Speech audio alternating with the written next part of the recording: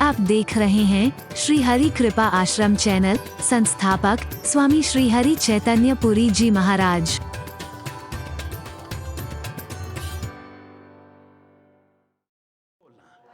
जोर से बोलो ना।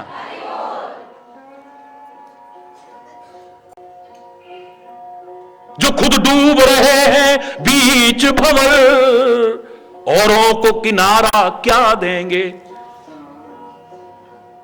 जिनका भविष्य खुद अंधकार में है, वो तुम्हारे भविष्य को उज्जवल क्या बनाएंगे।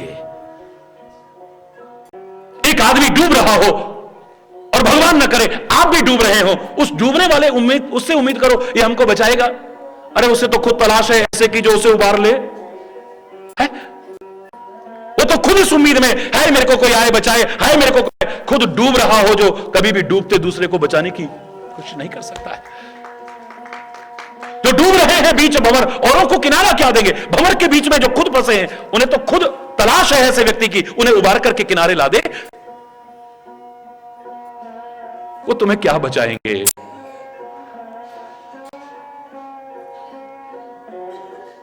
पता नहीं हमारा भविष्य कैसा होगा, पता नहीं हमारा, या भूत पर रोते हो या भविष्य पर रोते हो, और उस चक्कर में वर्तमान को भी खो देते हो। मूर्खता है ये, महान मूर्खता है ये। याद करो, हमें जो स्कूल में सिखाया गया था उन बातों को मैं बार बार भी दोहराता हूं, आज तक दोहराता हूं, जो अच्छी बातें थी। Learn from past, think for future but live in present. भूतकाल से प्रेरणा लो, हो चुकी गलतियों को सुधारो, भविष्य के लिए योजना चाहे बनाओ, लेकिन वर्तमान में अगर तुम्हें जीना आ गया है, ठीक से जीना आ गया है, तुम्हारा भविष्य उज्जवल ही होगा, अंधकार में नहीं हो सकता है। हम क्या करते हैं, याद करो, मैंने कहा था दूध उबल रहा हो घर में, तो जो मूर्ख महिला होगी वो क्या कहेगी, और दूध उबल गया, और दूध उबल गया, और दूध उबल गया। उसे मूर्ख कहेंगे, समझदार नहीं कहेंगे।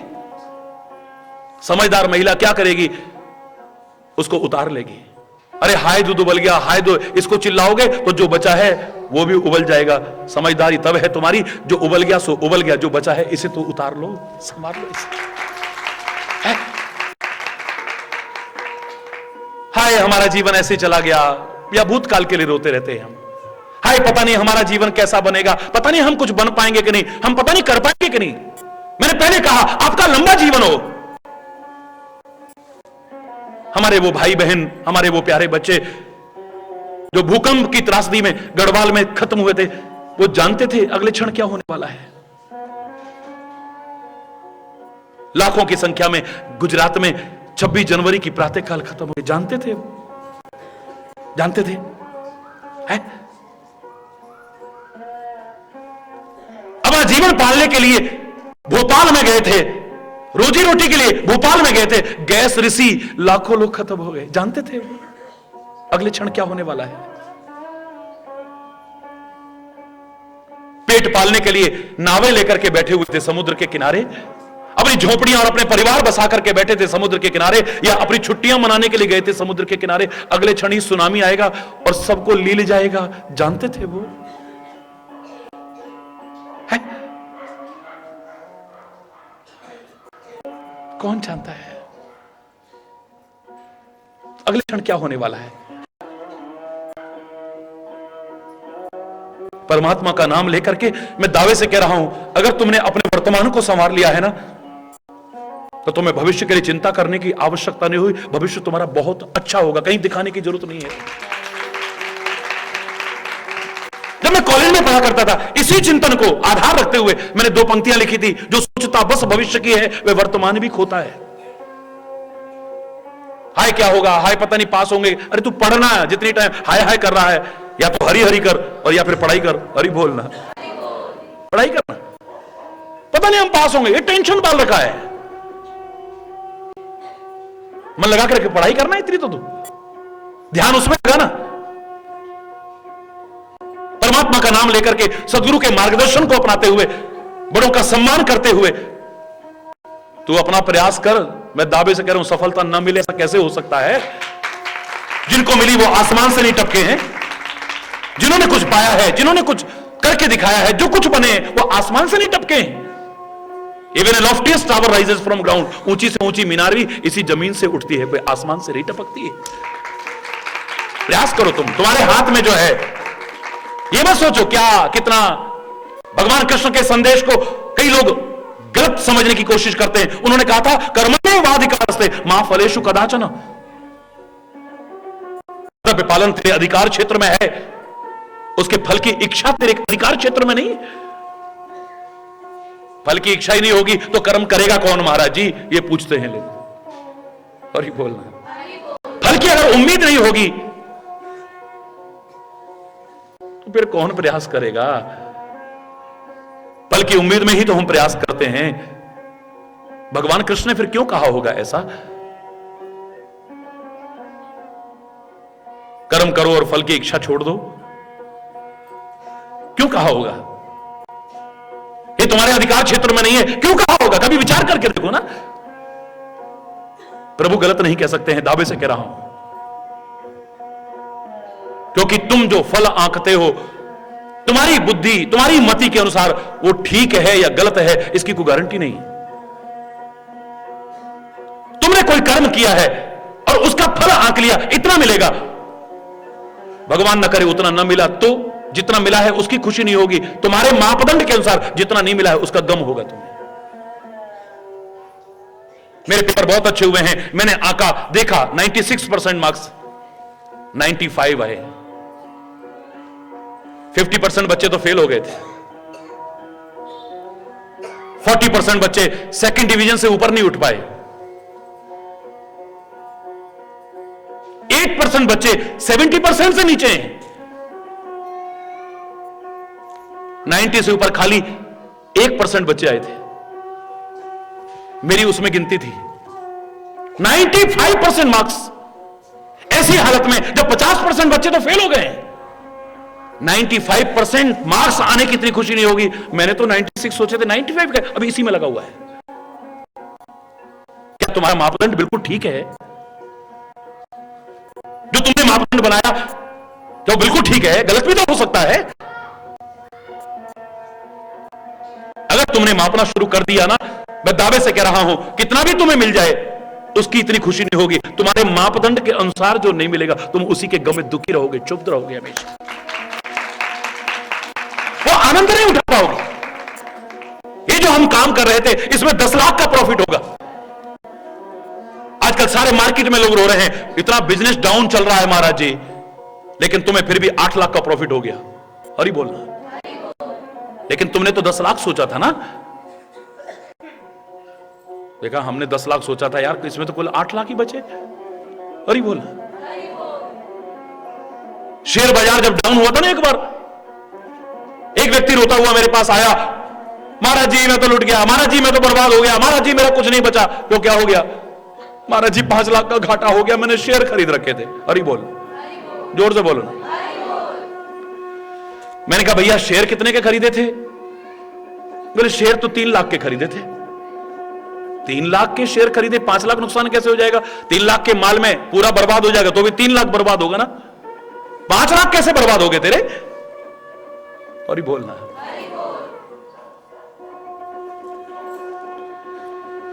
महाराज जी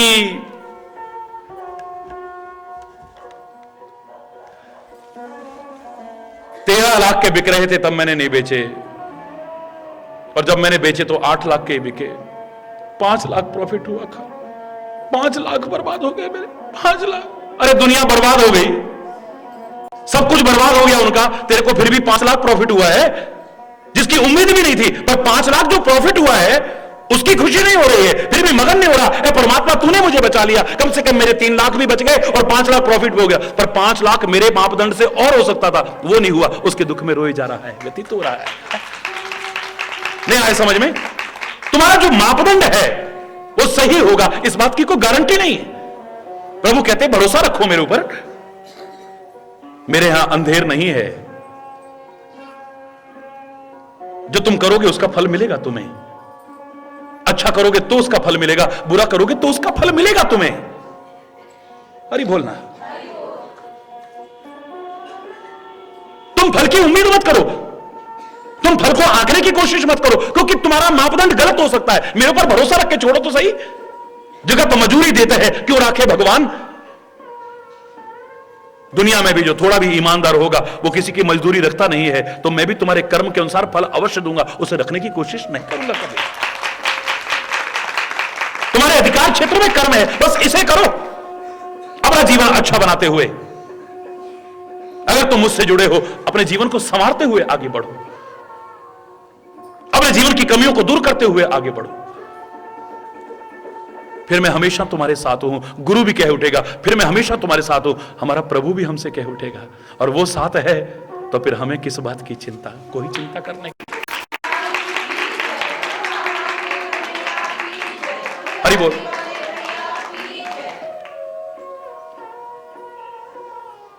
तो चाहे जैसा भोजन नहीं, चाहे जैसा जीवन नहीं, चाहे जैसा खान पान नहीं, चाहे जैसी दिनचर्या नहीं, मैंने वहां कॉलेज में इतना ही कहा कि आप इतने से अगर कहते हैं कि वो नास्तिक था तो मूर्ख हैं आप। खुले शब्दों में कह रहा हूं, स्पष्ट शब्दों में कह रहा हूं। यावत जीवेत सुखम जीवेत, जब तक जियो सुख से जियो, ये नास्तिक के शब्द नहीं हो सकते हैं। अरे बोलना।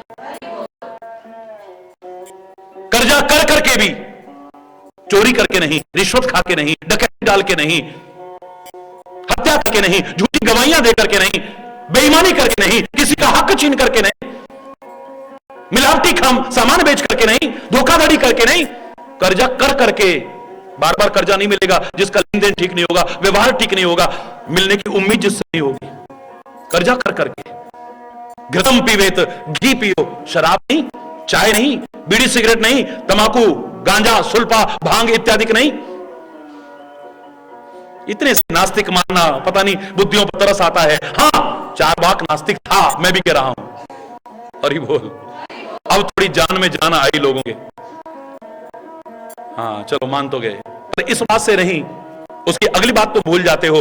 वो कहता है जब तक जियो सुख से जियो, कर्जा कर करके भी घी पियो।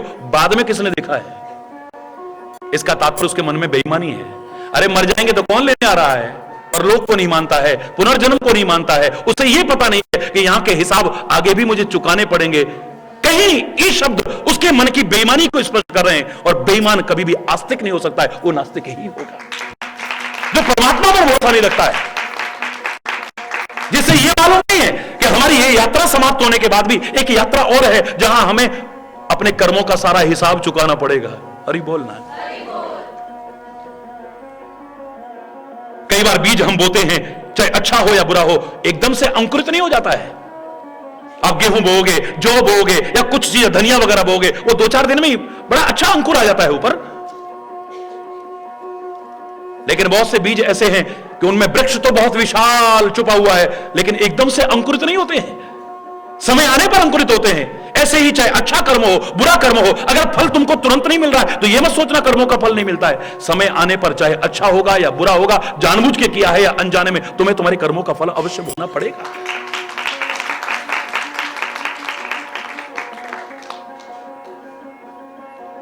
याद करो, मैंने एक बार कहा था आपसे कि साधु का स्वभाव चंदन की तरह होता है।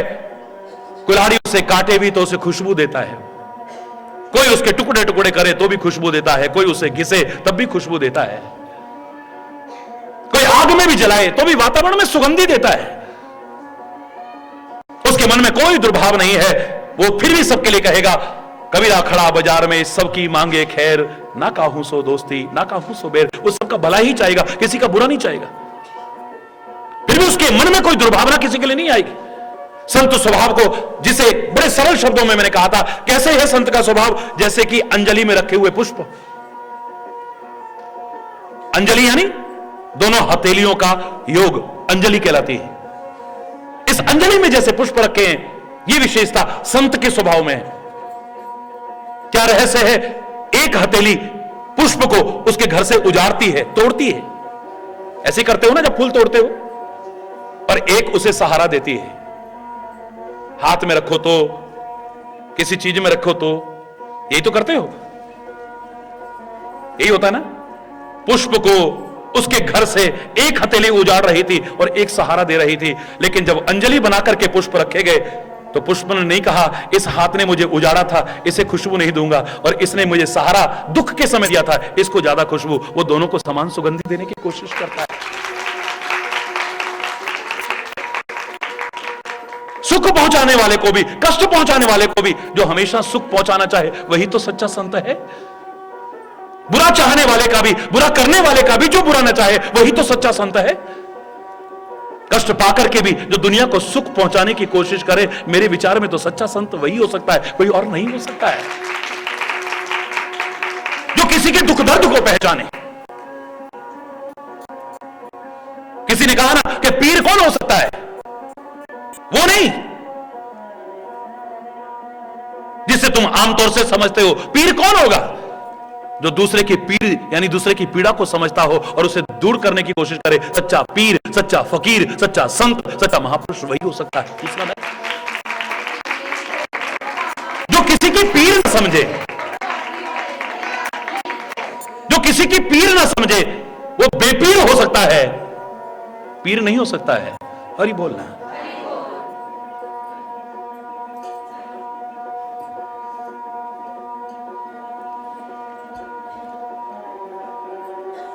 सुख चाहते हो आप सब, तो मैं जो बताना चाह रहा था, जहां से शुरू हुई थी बात, वहीं पर आएंगे इस उदाहरण को स्पष्ट करते हुए। दूसरे दिन प्रवचन में मैंने कहा, देखो संत का स्वभाव ऐसा है, संत का आचरण ऐसा है। एक व्यक्ति ने उठ करके पूछा, जब कर्मों का प्रवचन होने लगा, उन्होंने कहा महाराज जी आप तो कह रहे थे कि कर्मों का फल भोगना पड़ता है, जैसे भी कर्म करोगे उसका फल भोगना पड़ता है, एक दिन अवश्य भोगना पड़ता है, लेकिन यहां पर तो कोई फल नहीं मिला। कुल्हाड़ी ने चंदन के टुकड़े टुकड़े किए, टुकड़े टुकड़े किए, लेकिन उसे तो खुशबू मिली। क्या बिगड़ा उसका? कह देते ना, देखा हमने ऐसा कर दिया, क्या बिगड़ गया हमारा? फलाने का बुरा कर दिया, क्या बिगड़? तुम्हारे हौसले और बढ़ते जाते हैं, फिर तुम और बुरे बनने की कोशिश करते हो। क्या बिगड़ गया हमारा? मैंने कहा मेरे प्यारे बच्चे, दोनों बातें अपनी जगह ठीक हैं। वो संत के आचरण के बारे में बताया था, लेकिन कर्म फल के बारे में जब मैं चर्चा कर रहा हूं, बिल्कुल ठीक कर रहा हूं कि जब कर्म हम करेंगे उसका फल एक दिन भोगना पड़ेगा। कहा महाराज जी इसे तो खुशबू मिली, इसने टुकड़े टुकड़े किए चंदन के, इस कुल्हाड़ी ने। मैंने कहा कब तक टुकड़े टुकड़े करेगी, बोलो कब तक इसे सुगंधी मिलेगी? बोले जब जब टुकड़े करे। कब तक टुकड़े करेगी? बोले हमेशा। कुल्हाड़ी तो हमेशा टुकड़े कर सकती है? बिल्कुल नहीं। कुल्हाड़ी के अंदर वो सामर्थ्य नहीं है जो हमेशा चंदन के टुकड़े टुकड़े कर सके, लकड़ी के टुकड़े टुकड़े कर सके। इतनी हिम्मत? क्योंकि काटते काटते काटते काटते उसका नुकीलापन खत्म हो जाता है, फिर वो काट नहीं पाती है। सॉरी बोलना। 2 बार काटेगी, 4 बार काटेगी, 8 बार काटेगी, 10 बार काटेगी, कब तक काटेगी? उसका नुकीलापन खत्म हो जाएगा। और जब उसका नुकीलापन खत्म होगा, उस पर चंदन का लेप नहीं किया जाएगा। मेरे प्यारे बच्चों, लोहार की भट्टी में झोंक दिया जाएगा उसे, और इतने पर सब्र नहीं आएगा, तपा करके बाहर निकालेंगे और घन हथौड़ों की चोटों से उसको बुरी तरह से मारेंगे। कर्म का फल भोगना पड़ता है। आज नहीं तो कल, एक ना एक दिन हमें अपने किए कर्मों का फल भोगना पड़ता है। अब हरि चैतन्य भी कह रहा है, वेद भी कह रहे हैं, पुराण भी कह रहे हैं, ग्रंथ भी कह रहे हैं, हर महापुरुष कह रहा है संसार का भला हो, फिर भी संसार का भला नहीं हो रहा। सुखी बसे संसार सब, दुखिया रहे न कोई, यह अभिलाषा है प्रभु मेरी पूर्ण होए। कब से कह रहे हैं, लेकिन फिर भी सब सुखी नहीं है। सर्वे भवन्तु सुखिनः, सर्वे सन्तु निरामया, सर्वे भद्राणि पश्यन्तु मा कश्चित् दुःख भाग् भवेत्। कब से कह रहे हैं, लेकिन फिर भी सब सुखी नहीं है। नानक नाम चढ़दी कला, तेरे पाणे सर्वत्र दा भला। सबका भला हो, गुरुद्वारे से रोज आवाज आती है, लेकिन फिर भी सबका भला नहीं हो पा रहा। ये कामना है, ये पूरी होगी या नहीं होगी, इसमें आपकी भूमिका बहुत महत्वपूर्ण स्थान रखती है। आप अगर गलत दिशा में प्रयास करोगे, किसी को दुखी करने की कोशिश करोगे, तुम्हें कभी सुख मिलेगा? जहां सुख नहीं है वहां पर सुख खोजने की कोशिश करोगे और उसी में मस्त हो जाओगे, तुम्हें कभी सुख मिलेगा? इस भूल में, इस भ्रम में मत रहना। हरि चैतन्य तो चाहता है कि तुम्हें हमेशा सच्चा सुख मिले, इसलिए जो बता रहा हूं इसको अपने जीवन में अपना करके आगे बढ़िएगा। सुख, शांति, आनंद तुम्हें जरूर मिलेगा। ना मिले तब नहीं।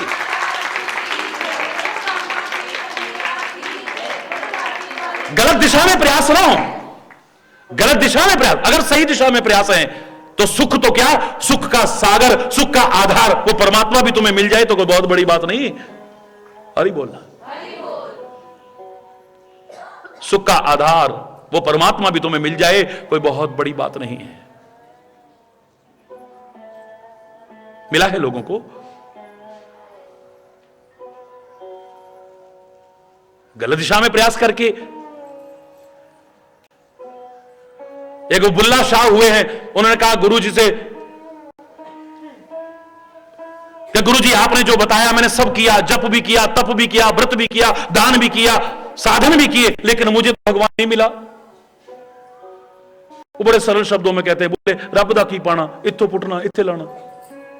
धान की रोपाई कर रहे थे गुरुजी, धान की पौध एक जगह से उखाड़ करके दूसरी जगह लगाते हैं ना। उन्होंने कहा बेटे भगवान को पाना है क्या? बस जैसे धान की पौध को एक जगह से उखाड़ करके दूसरी जगह लगाते हैं, बस ऐसे ही जो तुम्हारी चित्तवृत्तियां संसार में लगी हैं, एक बार संसार के मालिक की ओर लगा दो। जो उधर तुम्हारा ध्यान लगा है एक बार इधर लगा दो और अपना कर्म करो। परमात्मा तुम्हें न मिल जाए कैसे हो सकता है? बस दिशा बदलनी है खाली। कई दिन अगर हो गए हैं तो दोष उसे मत दो जिसने कहा था कि कुल 75 किलोमीटर है, 1-1.5 दिन में पहुंच जाओगे तुम। उसको गालियां मत दो। हमें तो 1.5 महीना हो गया अभी तक नहीं पहुंचे हैं हम। किसी से रास्ता पूछ लो। अभिमान में मत अकड़े रहो, अपने आप को ही सर्वस्व समझे रहो। पूछो। हमने सुना था कोटद्वार से चल करके हरिद्वार 75 किलोमीटर में आराम से पहुंच जाते हैं। हमें तो कई दिन क्या 1.5 महीना हो गया अभी तक हम नहीं पहुंच पा रहे हैं। अब वो कहेगा अगर सही राह बताने वाला मिल गया कि भैया गलत दिशा में चल रहा है, हरिद्वार तो उस तरफ है, इस तरफ थोड़ी ना है। हिंदुस्तान के आखिरी कोने तक तू पहुंच जाएगा लेकिन हरिद्वार नहीं मिलेगा तेरे को। चेहरा घुमा, पलट जा थोड़ा सा, और जैसे ही तू पलटेगा तेरा हर कदम तेरे मंजिल के करीब तेरे को पहुंचाता जाएगा। देख तो सही। गलत दिशा में तो तू लाख कोशिश करता रहे, जितना कोशिश करेगा उतना और मंजिल से दूर हो जाएगा। चलना बंद कर तू। गलत दिशा में चल करके तो मंजिल से और दूर होता जा रहा है। तू जानता है? तेरी डायरेक्शन ठीक होनी चाहिए। दिशा बदल जाए तो वाल्मीकि जैसा डाकू, लुटेरा, हत्यारा भी भगवान का रूप बन सकता है। दिशा बदल जाए, खाली दिशा ही तो बदलनी है, डायरेक्शन बदलनी है खाली। राह गलत नहीं है, दिशा गलत है हमारी। हरि बोल। क्या करें? सच्चा चैन सुकून है, मन बड़ा बेचैन रहता है। आपने पहले भी सुना होगा, मैंने कहा था वाह गले में तो चेन सोने की पहन रखी है, हीरे की पहन रखी है, और कहते हो हम बेचैन हैं। बेचैन तो उसको कहेंगे जिस बात चेन ना हो। हरि बोल। हम बेकार हैं, कार पास में है और बेकार हैं। हरि बोलना।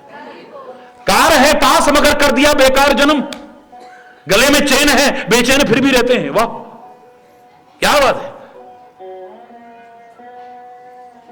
मन बड़ा बेचैन रहता है महाराज जी, मन बड़ा बेचैन रहता है महाराज जी, मन बड़ा बेचैन रहता है। मैंने कहा मैं कोरी कथा नहीं सुनाता, प्रैक्टिकल बात कर रहा हूं। तेरी आंख में गंदगी आ जाए, जब तक तेरी आंख से दूर रहे, तेरी आंख को चैन मिलेगा? करोगे कि नहीं करोगे? बोलो बोलो।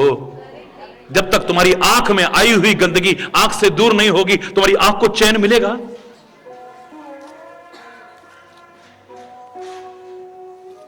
कान में आई हुई गंदगी जब तक कान से दूर नहीं होगी, तुम्हारे कान को चैन मिलेगा?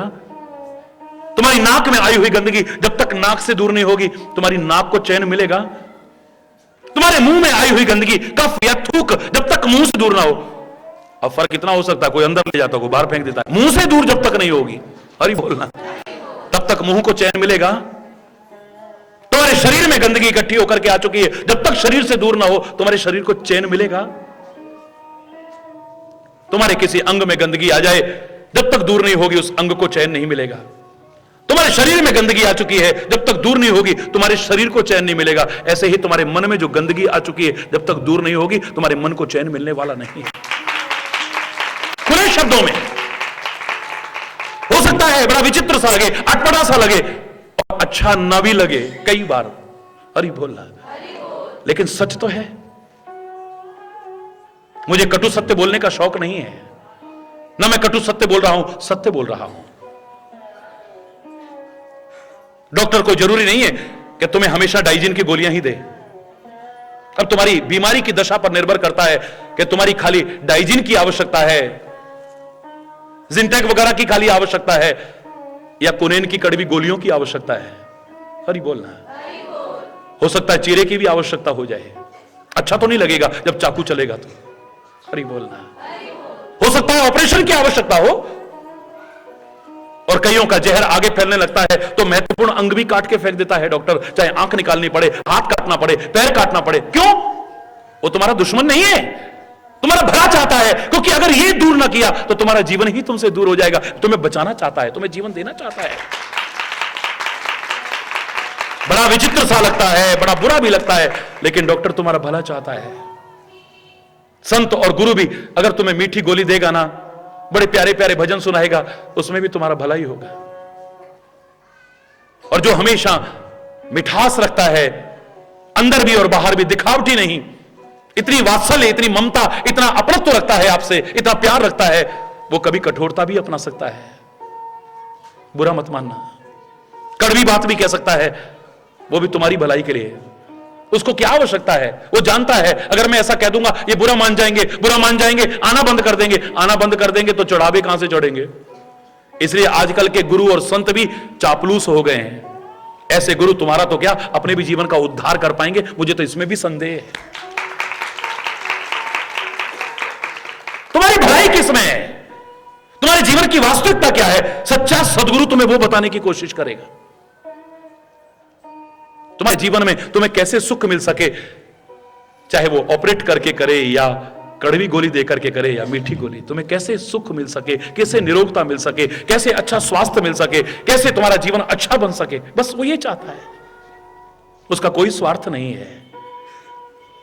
गुरु का क्या स्वार्थ है? और जिसका स्वार्थ हो मैं उसे गुरु नहीं कहता। एक सच्चे संत का तुमसे क्या स्वार्थ हो सकता है? और जिसका स्वार्थ हो मैं तो उसे सच्चा संत भी मानने को तैयार नहीं हूं। निस्वार्थ भाव से जो आपके जीवन को संवारना चाहता है, आपके गिरे हुए जीवन को उठाना चाहता है। क्योंकि लाख प्रयास करके कई बार हम खुद नहीं उठ पाते हैं। हमारे जीवन की दशा पानी की तरह हो जाती है, जैसे पानी एक बार गिरने के बाद अपने आप ऊपर नहीं उठ पाता है कभी भी। उसे एक सहारे की आवश्यकता पड़ती है ना? नहीं पड़ती।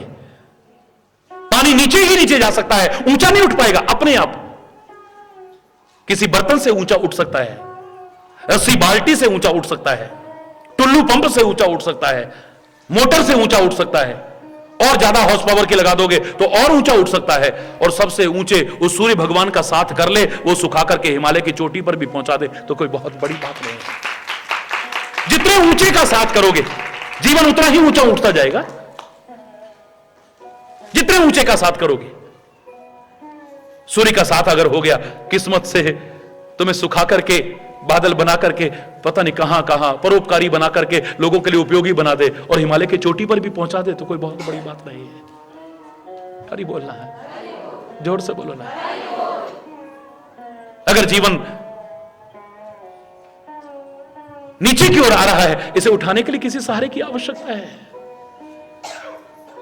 जीवन अगर नष्ट होता जा रहा है, किसी सहारे की आवश्यकता है, पकड़ लेना। संतों ने कहा था ये धन यौवन यूं जाएगा जाविदी उड़त कपूर। कपूर उड़ जाता है मेरे प्यारे बच्चों, नष्ट हो जाता है कपूर। मैं उनकी नहीं कह रहा जिनमें प्रिजर्वेटिव डाल करके और उनको ऐसे टिक्कियां बना करके रखा जाता है, जिसे शुद्ध कपूर कहते हैं। कोई दुकानदार यहां होंगे तो उनको मालूम होगा। कपूर उड़ जाता है, नष्ट हो जाता है, खत्म हो जाता है। लेकिन वही अगर काली मिर्च और लौंग का सहारा अगर पकड़ ले तो खुला भी छोड़ देना, कपूर कभी उड़ नहीं सकता है, नष्ट नहीं हो सकता। सहारे की आवश्यकता है। चलती चक्की देख के दिया कबीरा रो, दो पाटन के बीच में साबुत बचा न को। ये जो दो पाट की चक्की चल रही है दुनिया की, कोई साबुत नहीं बचा इसमें, सब पिस जाएंगे। सारे संसार के लोग पिस जाएंगे। लेकिन कबीर ने जब विचार किया, वो भी इसी बात को कह उठा जो मैं आपसे कह रहा हूं। हर कोई पीस सकता है उस चक्की के दो पाटों में, लेकिन कील का सहारा जो दाना ले लेगा उसको पीसने की हिम्मत चक्की के पाटों की नहीं हो सकती है। उस चक्की में जो कील है उसका सहारा जिस दाने ने ले लिया है, वो पिसने से तुम भी सहारा पकड़ लेना। नदी में बहता हुआ जीव बड़ा व्याकुल है। संयोग से किनारे की तरफ से बहता बहता निकला। उसके हाथ में कोई घास का छोटा सा तिनका, छोटा सा पौधा आ गया। अगर उसमें ताकत होगी उसे बहने से बचा लेगा वो। हरि बोल। उसे बहने से बचा लेगा वो। और अगर उसकी जड़ें मजबूत ना हुई तो कितना सुंदर, कितना दिव्य भाव है उसका। उस छोटे से घास के तिनके का भी, छोटे से पौधे का भी उसके मन की स्थिति को समझने की कोशिश करना। तुमने सहारा पकड़ा है, अगर उसकी जड़ मजबूत है तुम्हें बहने से बचाएगा। वरना उसके मन में आता है, अगर मैं इसे बचा नहीं सका, अपनी शरण में आए को, मेरा सहारा पकड़े हुए को, तो मुझे भी धिक्कार है यहां पर रहने पर। वो खुद उखड़ करके तुम्हारे साथ बहना शुरू कर देता है। देख, वो तुम्हारे साथ बहना शुरू कर देता है अगर उसकी जड़ मजबूत ना हुई, तुम्हें बचा ना सका तो। लेकिन संत, गुरु और परमात्मा, इनकी जड़ें ऐसी नहीं हैं जो उखड़ जाएंगी। हरि बोलना, जोर से बोलना। अगर सच्चा सहारा पकड़ लिया, मैं दावे से कह रहा हूं, ये तो तुम्हें उबार करके किनारे पर ही लाएंगे। बहने की नौबत ही आपके जीवन में नहीं रहेगी। सहारे की आवश्यकता है तो हमें कारण खोजना है। मन बेचैन क्यों है? कारण खोजो। घर में कला कलेश क्यों हो रहा है? कारण खोजो। ये रोग हमारा दूर नहीं हो पा रहा, कारण खोजो। लड़ाई झगड़ा होता है, इसका कारण खोजो। वैर विरोध होता है, इसका कारण खोजो। अशांति है, इसका कारण खोजो। कारण खोजना और कारण को दूर करने की कोशिश करना, मैं दावे से कह रहा हूं, कई बार उपाय की आवश्यकता नहीं पड़ेगी, और पड़ेगी तो उपाय निष्फल नहीं जाएगा, सफल हो जाएगा तुम्हारा।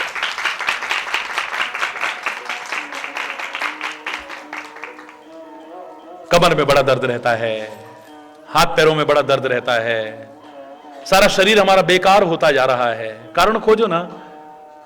देखते देखते कितनी मेहनत करते थे लोग, और आज देखो अपने बुजुर्गों को। मैं नहीं कह रहा कि अब आप नदी से और कुएं से पानी लेकर के आना या स्रोत से पानी लेकर के आना इतनी दूर से, अब साधन है आपके घर में, ठीक है, लेकिन पहले पानी भी दूर से लाते थे, नहीं लाते थे? बोलो ना।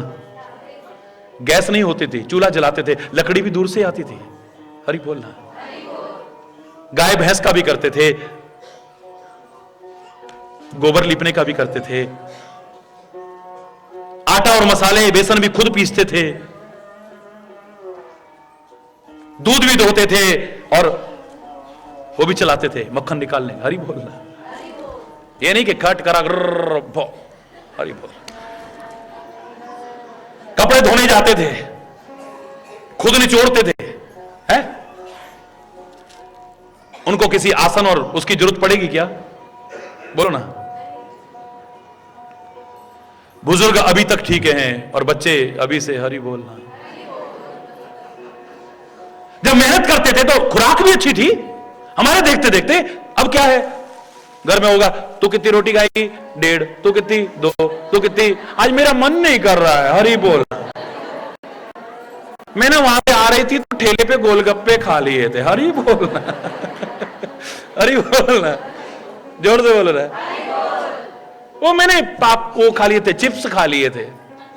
जब मेहनत नहीं होगी तो खुराक भी नहीं होगी, और मेहनत किए बिना खुराक ज्यादा होगी तो वो आपको फायदा नहीं करेगी, नुकसान करेगी।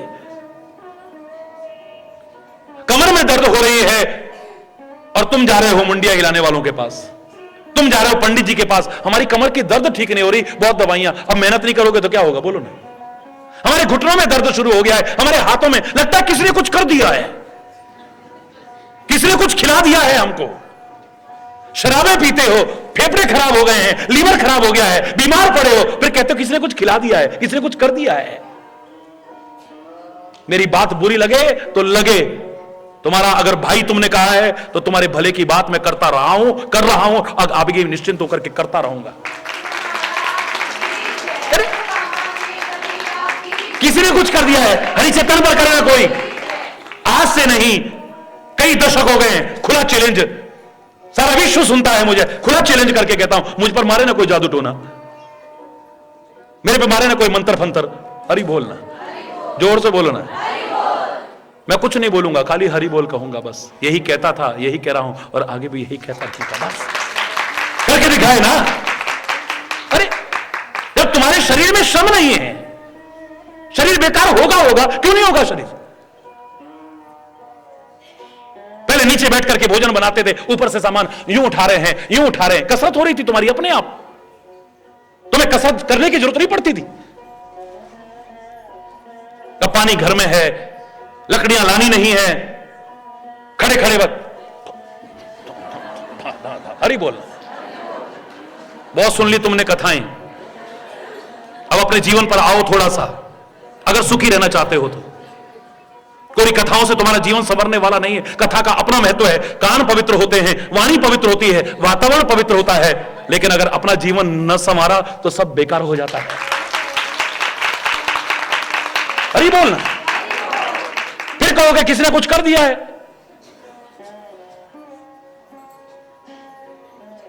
खान पान पर ध्यान नहीं है, अब खांसी होती है, छाती बेकार होती जा रही है, बीड़ी सिगरेट पीना बंद नहीं करेंगे, खटाई खाना बंद नहीं करेंगे, तला भुना खाना बंद नहीं करेंगे, बीपी बढ़ता जा रहा है जी, बीपी बढ़ता जा रहा है जी। हरि बोलना, जोर से बोलो ना, और जोर से बोलो ना। है काहे के कारण हो रहा है बोलो? तुम्हारी दिनचर्या ठीक नहीं है। प्रातःकाल उठो ना समय पर, थोड़ा सा घूमने जाया करो, शुद्ध ऑक्सीजन लिया करो, शरीर से थोड़ा श्रम करने की कोशिश करो। देखते देखते पहाड़ से, हमारे देखते देखते, झूठ ने बुला तुम्हें, वहां से नमक लेना है तो वहां से यहां आते थे, फलानी चीज लेनी है तो 60 किलोमीटर, 70 किलोमीटर, 80 किलोमीटर, 120 किलोमीटर दूर से बाजार में सामान लेने आते थे, नहीं आते थे? अब 1 किलोमीटर दूर भी जाना है तो टैक्सी का इंतजार हो रहा है। हरि बोल। सड़कें बन गई, गाड़ियां आ गई, इतनी देर में 10 चक्कर लगा सकते थे, लेकिन जब तक गाड़ी नहीं आ रही खड़े वहां पे। हरि बोलना। शरीर बेकार होगा कि नहीं होगा? है? ये देखो इनको कितनी मेहनतें करती थी ये बुजुर्ग, खास तौर से हमारे पहाड़ों में तो, पर्वतीय क्षेत्रों में तो क्या जीवन है महिला का, जिसने देखा होगा। नारी प्रधान, मातृ प्रधान इस देश की संस्कृति है, लेकिन यहां देख करके इनकी मेहनत को, इनके जीवन को कोई भी नतमस्तक होने को तैयार हो सकता है। देखो जरा,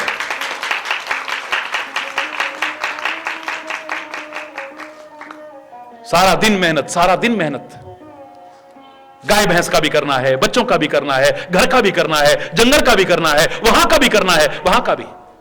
अब ना लकड़ी लानी है, ना पानी भर के लाना है, कपड़े भी कोई मेहनत से धोने नहीं और निचोड़ने नहीं, जिससे ये मजबूत बने।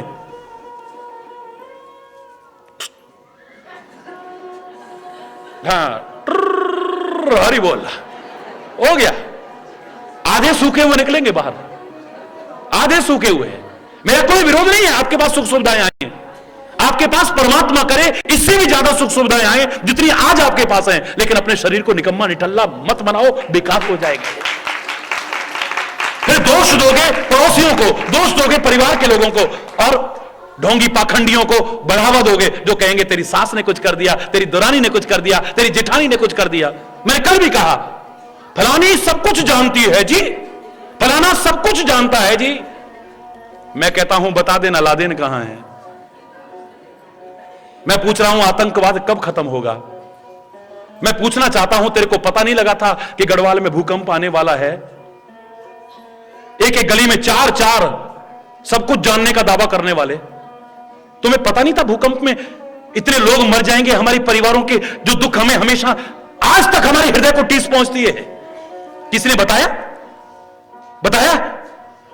हिंदुस्तान भर में इतने लोग दावे भरते हैं, हम सब कुछ जानते हैं। किसी ने कहा कि सुनामी आने वाला है, समुद्र के किनारे कोई मत जाना। किसी ने कहा गुजरात में भूकंप आने वाला है, कोई मत, सब मकानों से बाहर निकल आना वरना सब खत्म हो जाओगे, लाखों लोग खत्म हो गए। किसने कभी ये बताया कि फलानी ट्रेन में मत जाना, उसका एक्सीडेंट होने वाला है? बस तेरी सास ने कर दिया, तेरी जेठानी ने कर दिया, तेरी नंद ने कर दिया, तेरे पड़ोसी ने कर दिया। मेरी भैंस दूध क्यों नहीं दे रही है? हरि बोलना, जोर से बोलो ना।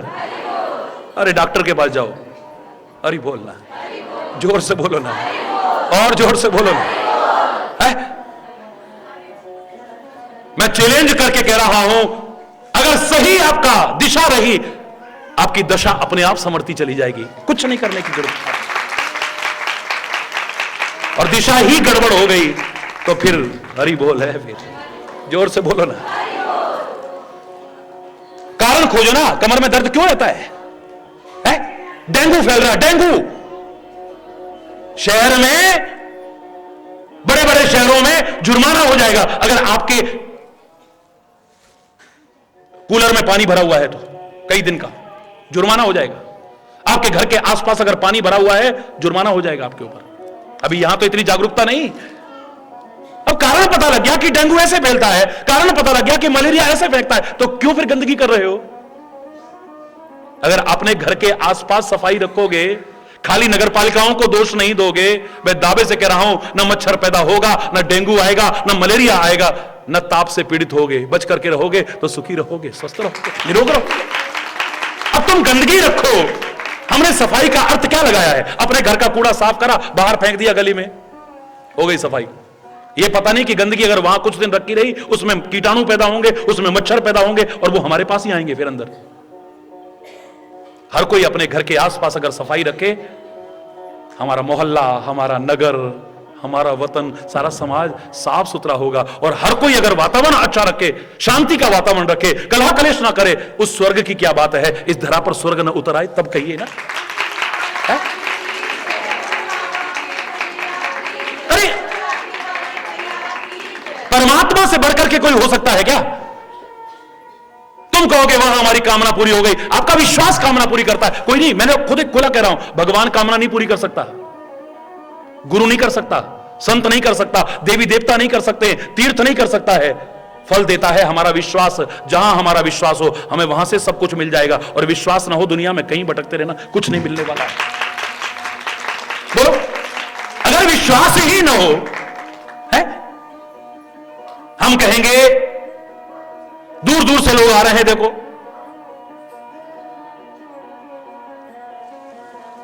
वहां पर सिद्धवली पे हर सुख मिलता है, मिलता है, मिलेगा। तुम्हें दूर भटकने की, तुम्हारे पास जो है? बाहर के लोग आएंगे, हमें ये मिल गया, हमें ये मिल गया। क्या सारे कोटद्वार और आसपास के लोग सुखी हैं क्या? मेरी बात बुरी मत मानना और मेरी बात का गलत अर्थ मत लगाना। सब सुखी हो? खुले बोल रहा हूं, खुला।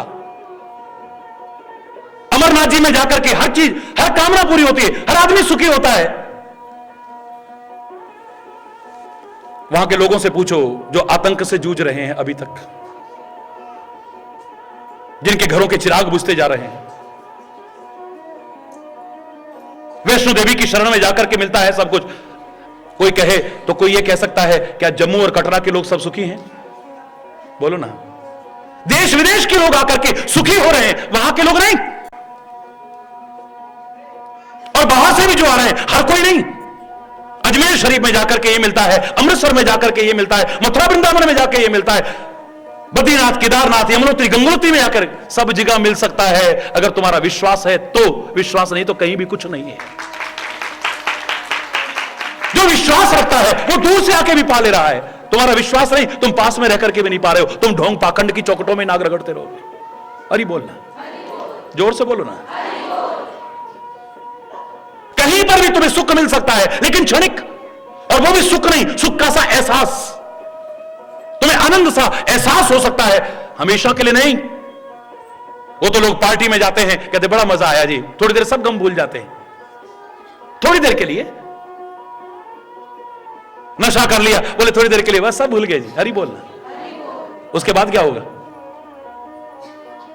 उसके बाद क्या होगा? शरीर तो बर्बाद होगा ही, इज्जत तो बर्बाद होगी ही, पैसा तो बर्बाद होगा ही, शांति तो घर की बर्बाद होगी ही। उसके बाद क्या होगा? बोलो। कहीं गाने बजाने की महफिल हो रही है, बड़ा आनंद आया जी, बड़ा, अरे ऐसा झूमने, सब आनंद, क्या कितनी देर, उसके बाद क्या होगा? क्षणिक सुख तुम्हें कहीं भी मिल सकता है, और वो सुख भी नहीं, सुख का सा एहसास, क्षणिक आनंद तुम्हें कहीं भी मिल सकता है। थोड़ी देर के लिए तुम्हें एक मेंटल सेटिस्फेक्शन मिल जाएगा, हां बड़ा मजा आया, बहुत अच्छा लगा, ये हुआ वो हुआ, उसके बाद क्या होगा? मैं तो चाहता हूं तुम्हें ऐसी राह ईश्वर की कृपा से मिल जाए जिस पर चल करके एक क्षण के लिए नहीं, जीवन पर्यंत तुम सुखी और आनंदित ही रहो, आनंद ही आनंद रहो तुम्हारे जीवन। हमारे संत तो यही चाहते हैं, हमारे सदगुरु ये चाहते हैं, हमारे महापुरुष, हमारे वेद पुराण ग्रंथ उपनिषद यही चाहते हैं। हरि बोलना। और हमेशा के लिए सुखी और आनंदित रहना चाहो तो जहां तहां नहीं, एकमात्र उसकी शरण में ही तुम्हें मिलेगा, और कहीं नहीं। हरि बोलना। जो सुख चाहे जगत में, जो शरण राम की ले,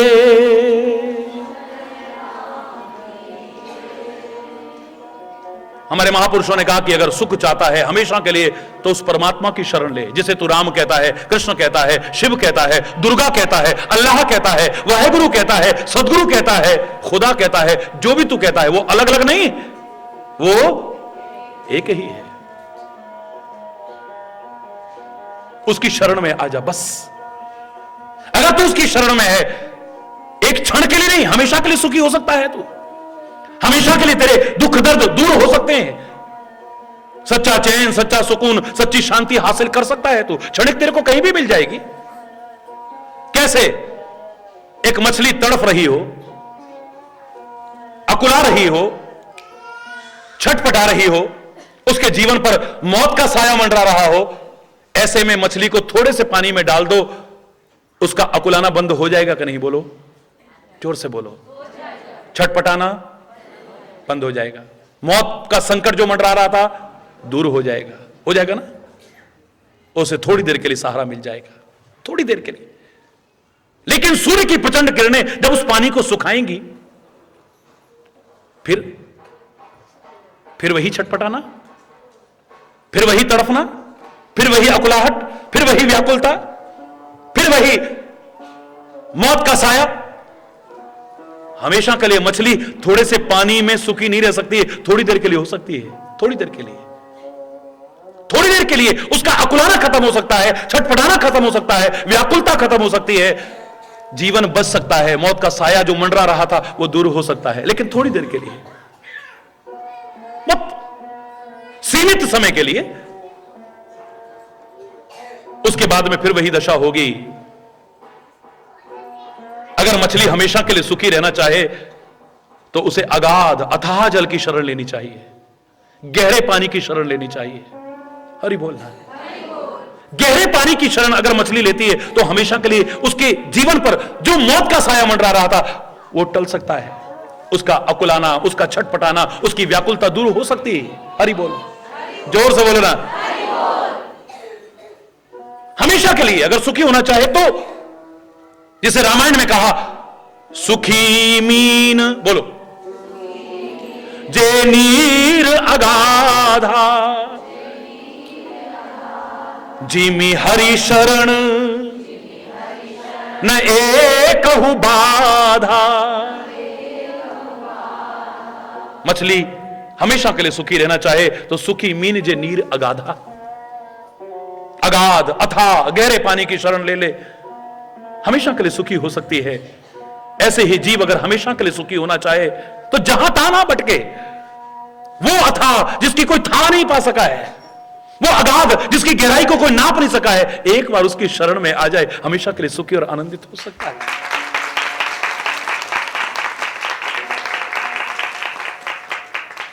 वो छटपटाएगा नहीं, वो व्याकुल नहीं होगा। याद करिए, जिन्होंने टेलीविजन पर तो रोज सुनते ही हो, सुबह भी, रात भी, दोपहर भी, लेकिन बरेली से लाइव टेलीकास्ट हो रहा था, सीधा प्रसारण, सारे विश्व में अनेक लाइव टेलीकास्ट होते हैं समय समय पर, वो सीधा प्रसारण जिन्होंने सुना हो, एक दिन का पूरा प्रवचन इसी पर था। दो सोच मैंने देखी, अपने कर्मों के कारण ही चाहे आए, लेकिन जब कभी प्रतिकूलता का दौर आता है, कोई संकट आता है, कोई मुसीबत मंडराती है, कोई उलझन आती है, तो आदमी अगर भगवान पर श्रद्धा रखता है, दूसरे की तो मैं बात नहीं कर रहा हूं, वो क्या कहता है, हे भगवान इतनी बड़ी मुसीबत आ गई मेरे ऊपर, ओ गॉड इतनी बड़ी प्रॉब्लम आ गई, अब क्या करूं मैं। एक ये सोच आती है सामने, एक दूसरी बड़े आत्मविश्वास से भरी हुई सोच आती है, अरे ओ प्रॉब्लम, इतना बड़ा गॉड है ना हमारे साथ, तू क्या कर सकती है, हमारा क्या बिगाड़ सकती है, हमारा परमात्मा है ना हमारे साथ। दुनिया में तुम कहते फिरते हो मैं हूं ना, तुम धोखा दे सकते हो, लेकिन एक बार दिल में धारण कर लो, मेरे गुरु कह रहे हैं, मेरे प्रभु कह रहे हैं, मेरे महापुरुष कह रहे हैं कि मैं हूं ना, तुम्हें घबराने की, तुम अपना कर्म करो, स्मरण करते हुए तुम्हें चिंता करने की कोई आवश्यकता नहीं है।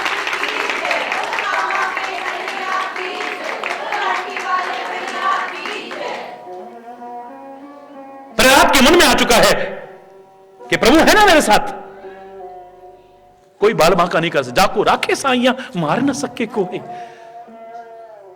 बाल न बांका कर सके चाहे सब जग में, एक तो क्या सारी दुनिया भी तुम्हारी क्षत्रिय हो जाए, बाल बांका कर सकते हैं,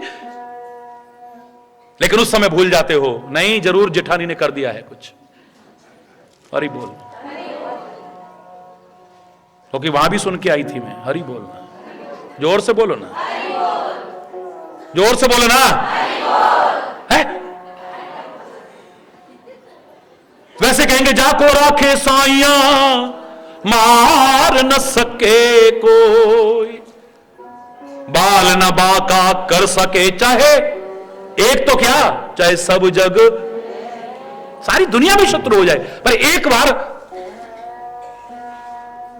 उसका सहारा पकड़ तो लो, उसकी कृपा के अधिकारी तो बन जाओ। तुम भी कह उठोगे उस शायर की तरह, तुम्हारी कृपा है तो दुश्मन का डर क्या, तुम्हारे गुलामों को खौफो खतर क्या, कृपा की नजर से जब तुम देखते हो करेगी किसी की भला बद नजर क्या। तुम्हारी कृपा है तो दुश्मन का डर क्या, तुम्हारे गुलामों को खौफो खतर क्या। शरण में जो चरणों के सर आ चुका है, खिलाफ उसके कोई उठाएगा सर क्या। कृपा की नजर से प्रभु जब तुम देखते हो, करेगी किसी की भला बद नजर क्या। बनाते हो बिगड़ी हुई बात जब तुम, बिगाड़ेगा ना चीज कमतर वशर क्या। अनाथों के दृग बिंदु से तुम न रूठो, अनाथों के दृग बिंदु से तुम न रूठो, तो कर लेगा सारा जहां रूठ कर क्या। सारी दुनिया भी अगर रूठ जाए तो पड़ोसी से तो तुम बच सकते हो, खाने में कुछ ना मिला दे, क्योंकि पता लग गया कि पड़ोसी कुछ करता है। हो सकता है सास के हाथ का खाना बंद कर दो तुम, क्योंकि पता लग गया कि सास कुछ करती है।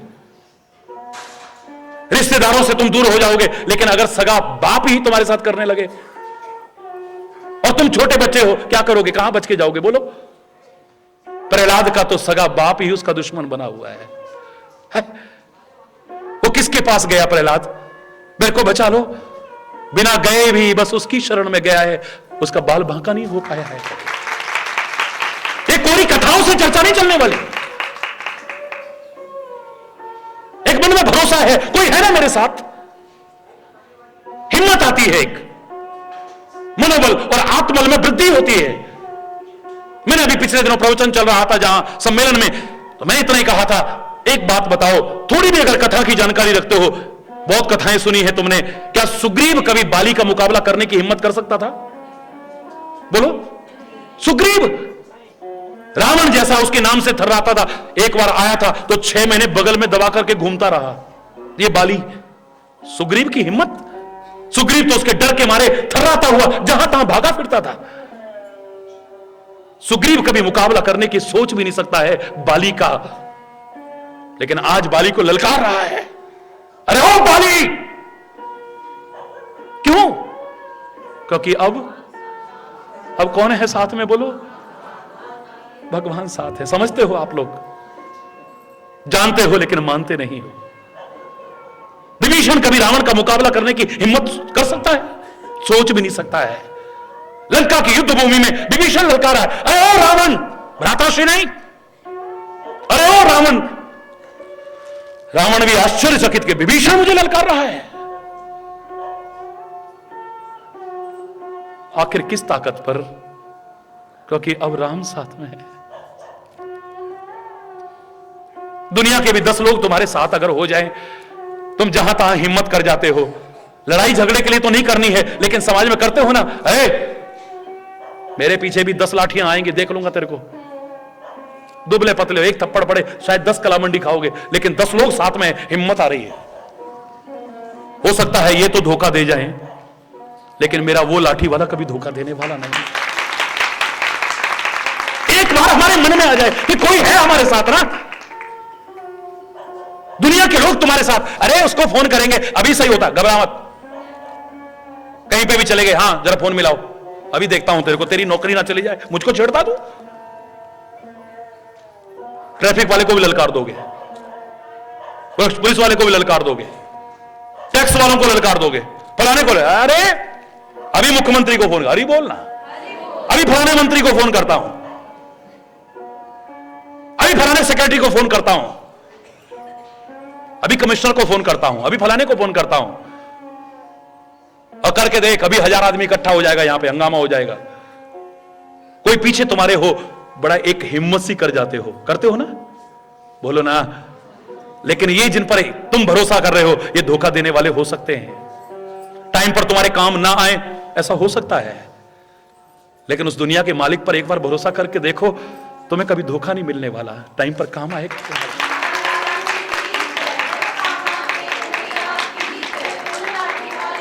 मां से कोई उम्मीद कर सकता है, मां मारने का काम करेगी, लेकिन मजबूर है बेचारी, खीर में जहर मिला के प्रहलाद को, अपने जिगर के टुकड़े को खिलाने को मजबूर है। औरों से तो बच सकते हो, अपनी मां से कैसे बचोगे तुम? है? बोलो ना। दुनिया में कहते हैं डायन भी कई घरों को छोड़ देती है। मां मां शब्द कहते ही तो दिल अजीब सा होने लगता है मेरे प्यारे बच्चों। वही अगर मेरे खीर में जहर मिला के लाई तो मैं क्या करूं? बोलो, कर सकता हूं कुछ? कहां जाऊं? एक ही शरण है जो बचाती रही है, आज भी बचा रही हो, आगे भी बचाएगी। पिता कहता है पर्वत से गिरा दूंगा तुझे, बोले गिरा दे, वहां भी अपने आंचल में, अपने दुलार में, अपने प्यार में लेने वाला कोई मौजूद होगा, थाम लेगा मुझे वहां पे भी। उसके हाथ कहां नहीं है, उसका आंचल कहां नहीं है, उसका दुलार और प्यार कहां नहीं मिल सकता है? लेने वाले तो बनो तुम एक बार। गिरा दे मुझे पहाड़ से, मुझे चिंता नहीं है, हाथियों के नीचे कुचल दूंगा, उन हाथियों में भी तो मेरा ही प्रभु बैठा है। कुछ नहीं बिगाड़ पाए हैं, गर्म खंबे से बांध दूंगा तेरे को। सारे प्रयास करके हार गया है। आखिर में बहन कहती है भैया चिंता क्यों करते हो, अगर तुम इसको मारना ही चाहते हो तो मेरे हवाले कर दो। कैसे है ये देखो, अग्नि जलाई है बहुत तेज, और सबके देखते देखते होलिका बैठ गई उसमें। कवच प्राप्त है, वरदान प्राप्त है, देखा तुमने? इस प्रहलाद को मैं अपनी गोदी में लेके बैठूंगी, सगी बुआ, सगी बुआ, छोड़ूंगा नहीं। एक प्रयास तू भी करके देख ले, लेकिन इतिहास को खाली दोहराओ मत, इससे कुछ तो शिक्षा लो। कवच और वरदान प्राप्त होलिका जल के खाक हो सकती है, लेकिन प्रभु की शरण में आए हुए प्रहलाद पर जरा सी भी आंच नहीं आ सकती है। मेरे पास लोग आते हैं, महाराज जी हमारे पर बड़े दुख के बादल मंडरा रहे हैं, ईश्वर कृपा करे तुम्हारे दुख के बादल छट जाएं। मेरे प्यारे बच्चों, ईश्वर की कृपा हुई, उनके विश्वास का परिणाम, उनके दुख के बादल छट गए, लेकिन कर्म ऐसे कर रहे हैं, ये बार बार आते हैं, फिर कोई परेशानी है, महाराज जी फिर दुख के बादल मंडराने लगे, परमात्मा करे फिर छट जाए। कई बार ऐसा हो गया। आप भी वैसे अनंत लोगों को जानते होंगे जिनको विश्वास के आधार पर कब कब सहारा नहीं मिला है। यहां भी कितने बैठे होंगे ऐसे, फिर आते हैं महाराज जी, फिर हमारे पर दुख के बादल मंडरा रहे हैं। एक सहारा पकड़ा देता हूं, बेटा लो ये छाता ले जाओ, अब बादल नहीं छटने चाहिए, कब कब इनको रोकूंगा मैं, कर्म ही ऐसे कर रहे हो तो मैं क्या करूं, लेकिन फिर भी तुम मेरी शरण में आए हो, लो छाता पकड़ा देता हूं, ये छटना तो दूर, ये बरसते भी रहें पर तुम्हें कोई नुकसान पहुंचाने वाले, निकल जाओ जाओ। ये मत कहो कि बादल छट जाए, अब ये बरसते भी रहे, अगर तुम्हारे पास छाता है बच जाओगे तुम। पर कभी कभी तूफान चल जाता है, आंधी आ जाती है, इतनी तेज हवाएं चलती हैं और हमारे हाथ इतने मजबूत नहीं है, वो सहारा छूट जाता है हमारे हाथ से, छाता उड़ जाता है। फिर भीग करके, दुखी होकर के, बीमार होकर के आए, महाराज जी हमें माफ करना, आपने छाता पकड़ाया था लेकिन वो इतनी तेज आंधी तूफान में हम बचा नहीं सके, उड़ गया हमारे हाथ से। तो हरि चैतन्य फिर यही कहता है, मेरे प्यारे बच्चों अब ना बादल छटे, न मैं छतरी का सहारा दूंगा, अब तो उस नीली छतरी वाले की शरण पकड़ लो बस, जिससे अभी तक वंचित हो। रोज रोज रोने से काम नहीं, रोना है तो उसके प्यार में रो लेना, किसी को दुखी देख करके रो लेना, तुम्हारा रोज का रोना ही बंद हो जाएगा हमेशा। उस नीली छतरी वाले के शरण में आ जाओ, जहां तहां तुम्हें भटकना नहीं पड़ेगा, उसकी जो एक ही है, अलग अलग नहीं, उसकी शरण पकड़ लो बस, फिर घबराने की जरूरत नहीं है तुम्हें, किसी प्रकार से घबराने की जरूरत नहीं है। एक बार पक्का भरोसा करो तो सही। अगर भरोसा तुम्हारे अंदर ना हुआ, विश्वास ना हुआ, तो सामने चाहे कितना भी कुछ तुम्हें मिलने वाला हो, तुम उससे वंचित रह जाओगे। एक बड़ा सज्जन पुरुष, बड़ा महापुरुष संयोग से निकल रहा था, रात हो गई, आसपास कोई घर नहीं था, हमारा घर था, देखा हरिओम, दरवाजा खोला, बाहर आए, देवी हम रात्रि रुक सकते हैं यहां, भैया हम रात रुक सकते हैं, कहीं चोर ना हो, रोकोगे उसे, क्यों नहीं रोक रहे हो, क्योंकि तुम्हें विश्वास, जिस पर विश्वास हो जाए चाहे वो धोखे देने वाला भी क्यों ना हो जाए, चाहे तुम्हारा घर भी लूट के ना जाए।